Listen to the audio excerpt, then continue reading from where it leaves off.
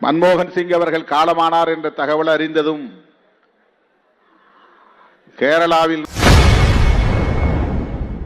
முன்னாள் மத்திய அமைச்சர் EVKS இளங்கோவன் நினைவேந்தல் கூட்டத்தில் விசிக தலைவர் தொல் திருமாவளவன் பேசும்போதே அவரை அவமதிக்கும் விதமாக காங்கிரசார் செல்வப் பெருந்தகை படம் பொறித்த பதாகையுடன் புகுந்ததால் பரபரப்பு ஏற்பட்டது. தமிழக அரசியலுக்கு நேர்ந்த இழப்பாகவே நான் பார்க்கிறேன். அண்ணன் அவர்களுக்கு இந்த நேரத்தில் நான் விடுதலை சிறுத்தைகள் கட்சியின் சார்பில் எனது செம்மாந்த வீர வணக்கத்தை செலுத்துகிறேன்.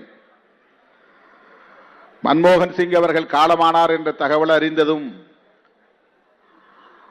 கேரளாவில் நான் வேறொரு நிகழ்ச்சியிலே பங்கேற்பதற்காக சென்றிருந்த சூழலில் உடனடியாக புதுதில்லிக்கு சென்று அவருடைய இல்லத்திற்கு சென்று அவருடைய திருவுடலுக்கு விடுதலை சிறுத்தைகள் கட்சியின் சார்பிலே மலர் வளையம் வைத்து வீர வணக்கம் செலுத்தினேன்.